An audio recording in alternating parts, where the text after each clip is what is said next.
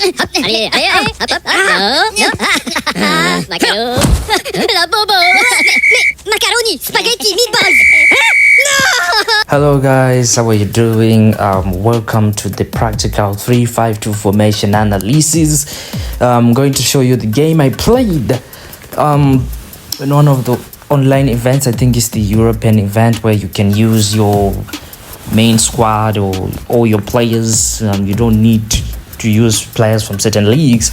So we're going to be playing the 3-5-2 formation. I just decided to make some few changes to vary some players there to see how it goes. I think Zaniti was the one playing on the I guess another position gamer. It doesn't matter really if it's a division 1, 2, 3 opponent. What matters is the gameplay. Are they able to score, or how are we attacking, the mistakes we make, and everything. Your questions you might answer, how the players move, and you might ask yourself, you might want to ask me. We're going to answer those questions on this video, isn't it? Excuse me. So the game starts. It's a very instructive video on how to play this 3-5-2 formation. As you can see, we have a lot of players in the midfield. So I advise you, there's one thing I want to talk about. I don't think I want to I have to talk about it now. Let me hold through that. There's a certain moment I'll show you. I'll talk about it and show you in the video what to do and why is it important. So now, as you can see, sorry about the lag. The game was just a little bit laggy because my phone was low on battery and it was a little bit overheating. We lose the ball in the midfield. He attacks. That's the first chance from the opponent, and not pretty much nothing. We didn't get punished.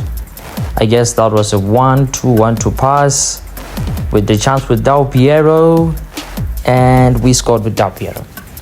So we capitalized our first chance, used the pace and the accuracy of the players. So the game continues.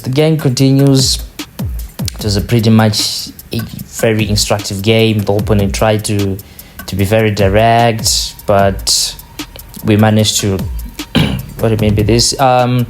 get the ball and a little bit just rushing the play. We didn't want to really pass the ball around a bit. We get the ball, we're managing to stop the opponent. That is the most important thing. We regroup, we pass the ball back, we try that lob ball, it didn't work. This is what I was talking about. You might lose the ball as you try those long balls, and the opponent might counter on you, so you have to be careful.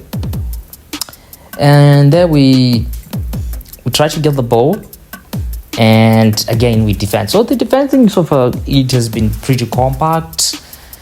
Opponent, I guess, is playing with 2 wingers and 1 central forward, which is a very good formation to test out how good solidly this formation is defensively. And the opponent can create chances. So the opponent hasn't gotten a subsequent chance. He only got that half chance that our goalkeeper managed to punch away. It's a corner kick. Opponent plays it short. We get the ball back. We start to counter. And the opponent manages to stop us with Eldimson, and we get the ball back with Salah. Zaniti in the DMF position, he has been playing well. He supplies the ball brilliantly, and we had a chance with Del Piero, the goalkeeper saves. So you get in this type of situations, you've noticed that we haven't really passed the ball as much or holded the ball as much as we would love. It's just that I tried to play a little bit too direct in this first half, but you can see how the attacking patterns are and how the players behave without the ball, how the players behave with the ball. And you can see at the back line is now back for John O'Shea dropping there in the defense, and there is the importance of John O'Shea playing as a deep line defensive destroyer. these are the lot of bad passes I advise you to not do, and the opponent tried to pass without patience, and we managed to read the position, and we were very lucky. So in this game we didn't possess much of the ball, but the certain ideas behind this formation, the advantages and the disadvantages are shown in this game. So this is a second half. We decided to be really compact and play according to the play style we are playing. Possession game, a lot of passes. You can see you get a lot of passing options. You don't need to rush your pass. We managed to get away with Del Piero. We decided to pass wide, which was another option, but we could have just gone for goal with Del Piero. And John O'Shea, you can see him is in attack tag. The opponent manages to stop us. We get the ball again. The second half is a bit of a different game. We are really bringing the game to the open. Zanita again with another block. And he gets into those wide positions. He crosses. The opponent again stops us. And John O'Shea there, a little bit of a defensive acumen. Look at how high the back three are. They are literally in the opposition's half. Zanetti loses the ball. Messi is on the ball. Cafu.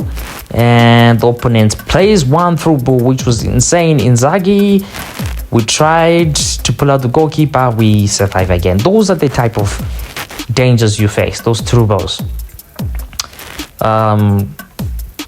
Vermaelen gets the ball. Del Piero, another chance. Get another chance again. Szoboszlai is on the ball, and again we score. Somehow we find the back of the net. It was a very instructive moment there with a lot of things to consider, and yeah, it was a pretty much well-crafted goal, isn't it? In terms of like crafting goals, a pretty much decisive goal scored. I don't know what was happening to the video there, sorry guys. We make changes. I hope it's not something that will be huge. We bring in Henderson. We're trying to be a little bit compact now since we have a 2-goal lead. Baresi, I want you to watch how Baresi plays. Baresi, Cannavaro, Mickey van der Ven. We bring in Lothar Matthäus, Tonali. Those are the starters. Dragan Stojkovic, classic 10, second striker position. He's a very good pass of the ball. Sorry. The opponent continues to play the same way they have been playing, and watch here. The thing I wanted to talk about is pressing. Choose the right time to press, because you have many options. You see how we pressed and we got the ball back. We timed our press well, because the opponent, when you don't show that you want to press, the opponent will always sees to pass. You try to look for the easiest passing option. In that process, you call on your second player to press, and they will make a bad decision. Opponent is able to block, and we pretty much had this game under our belts. Tonali, opponent again gets the ball. Those are the type of mistakes you need to avoid. Losing the ball in such areas. He takes a shot, which another day he could have scored, and it's game on. And scored another one, then extra time. He's pressing, and nothing happens. So it was a very instructive second half, isn't it? We got that goal, and we pretty much were very much offensive. We're not passive, like in the first half where we just tried to play those through with quick counter. Like in possession game, you have to be patient, and it pays out in the second half for us, and we scored one early goal, and the opponent is actually desperate now compared to us. So there's Baresi again. I told you about Baresi. He stops that. That's defensive awareness. Defensive stats are good. And Baresi is wide. And again, Baresi manages to stop the opponent